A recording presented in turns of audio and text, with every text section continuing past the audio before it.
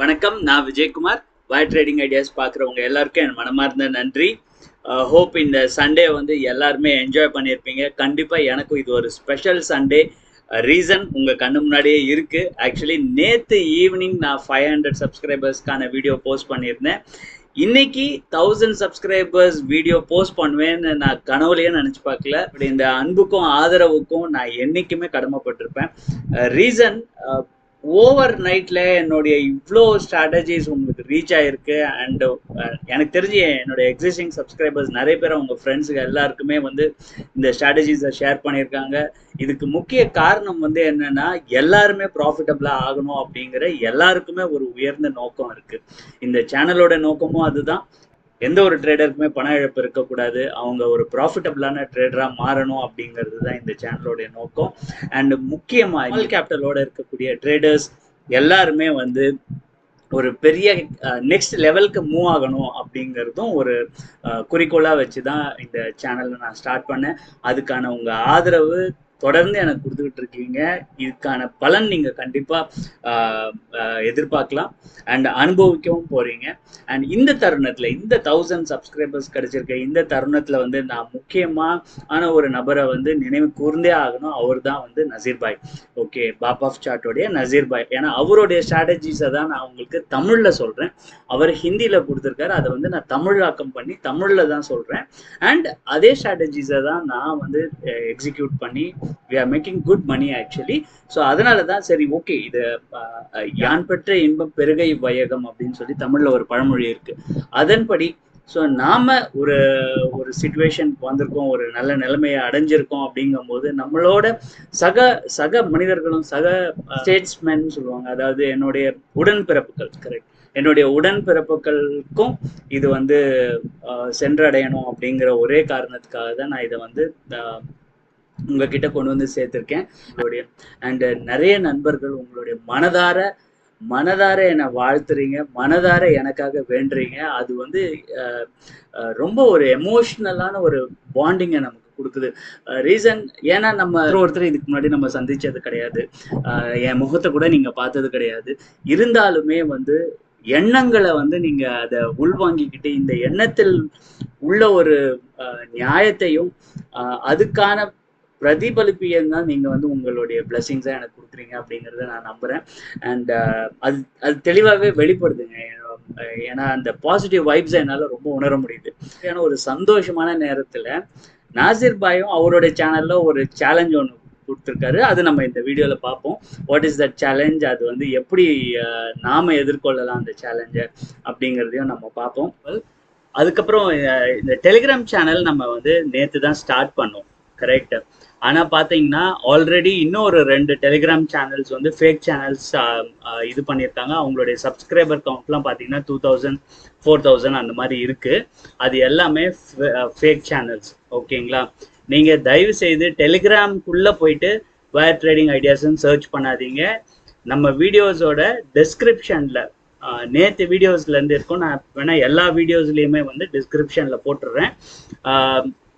அந்த டிஸ்கிரிப்ஷன்ல இருந்து மட்டுமே போயிட்டு நீங்க ஜாயின் பண்ணிக்கோங்க. வேற டெலிகிராம் குரூப்ல இருந்து தயவு செய்து சர்ச் பண்ணி ஜாயின் பண்ணாதீங்க. ஏன்னா அதுல நிறைய பேர் வந்து ஃபேக்கா தெரியுறாங்க, பண மோசடி செய்யக்கூடிய கும்பலா தெரியுது. தயவு செய்து யாரும் பணத்தை இழந்துடாதீங்க, ஏமாந்துடாதீங்க அப்படின்னு என்னுடைய ஒரு வேண்டுகோள். ஸோ இன்னைக்கு வந்து நம்ம பார்க்க போற வீடியோ வந்து 325 ப்ரீமியம் ஸ்ட்ராட்டஜியோட கேள்வி பதில்கள். கமெண்ட்ஸ்ல வந்து நிறைய பேர் சில டவுட்ஸ் எல்லாத்தையுமே கேள்வியாக கேட்டிருந்தீங்க. அந்த கேள்விகளுக்கான பதிலை வந்து இன்னைக்கு நம்ம பார்ப்போம். ஸோ முதல்ல வந்து என்ன கேள்வி கேட்டிருக்காங்க அப்படின்னு பார்த்தீங்கன்னா, இந்த ஸ்ட்ராட்டஜி வந்து சைட்வேஸ் மார்க்கெட்டில் வேலை செய்யுமா 325 ப்ரீமியம் ஸ்ட்ராட்டஜி? ஏன்னா நம்ம வந்து காலையும் வாங்குகிறோம், புட்டியும் வாங்குகிறோம் இல்லையா, அதனால கேட்டிருந்தாங்க.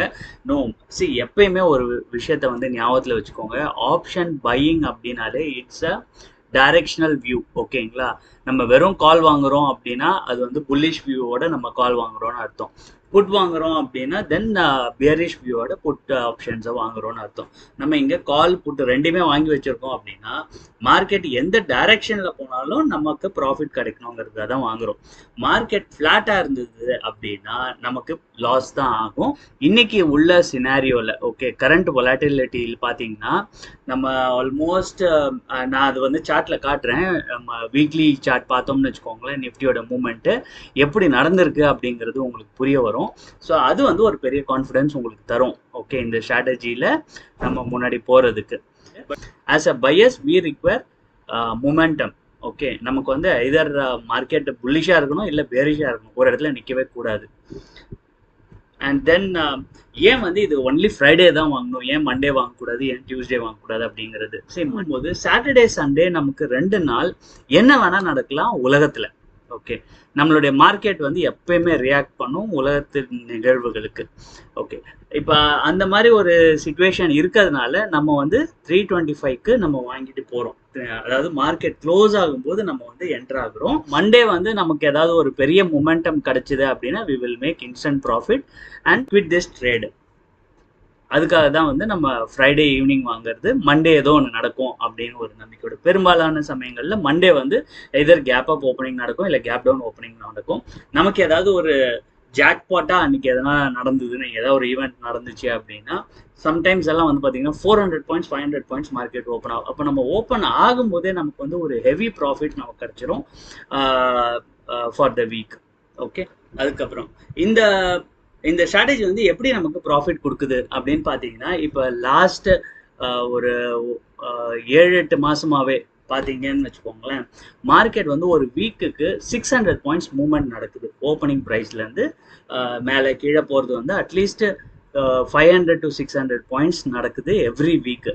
நம்ம இங்கே என்ன டார்கெட் எதிர்பார்க்குறோம், 330 பாயிண்ட்ஸ் நம்ம வாங்கியிருக்கிறதுலேருந்து. ஓகே, நம்ம இதுலேயுமே வந்து பார்த்தீங்கன்னா ஒரு 100 பாயிண்ட்ஸ் இந்த மணியில் தான் நம்ம வாங்குகிறோம்.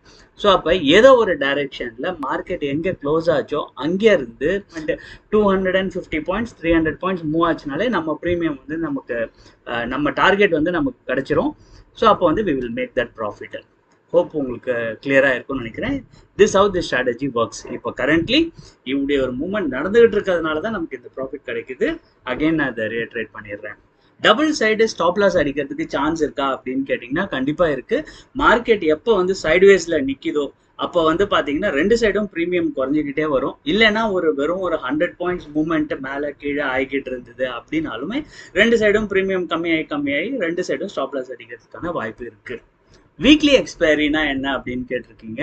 வீக்லி எக்ஸ்பைரினா நமக்கு எவ்ரி தேர்ஸ்டே வந்து இண்டெக்ஸ் ஆப்ஷன்ஸ் எக்ஸ்பயர் ஆகும். தேர்ஸ்டே டு தேர்ஸ்டே கிடையாது, ஃப்ரைடே டு தேர்ஸ்டே. ஒரு நண்பர் கேட்டிருந்தாரு தேர்ஸ்டே டு தேர்ஸ்டேவா எக்ஸ்பைரினா அப்படின்னு கேட்டிருந்தாரு. இல்லை, ஃப்ரைடே டு தேர்ஸ்டே தான் எக்ஸ்பைரி. இதை பேஸ் பண்ணி ஏதாவது ஆப்ஷன் செல்லிங் டிப்ஸ் இருக்கா அப்படிங்கிறது கேட்டிருக்காரு. இதை வந்து நம்ம டியூ த கோர்ஸ் நம்ம வந்து பார்ப்போம். ஏன்னா என்னோட 325 கொஷின் அண்ட் ஆன்சர் செஷன் ஒன்று போட்டிருந்தேன். இதுக்கு முன்னாடி ஒரு டவுட் கிளாரி ப்ரோ டிப்ஸ் வீடியோ ஒன்று இருக்குது.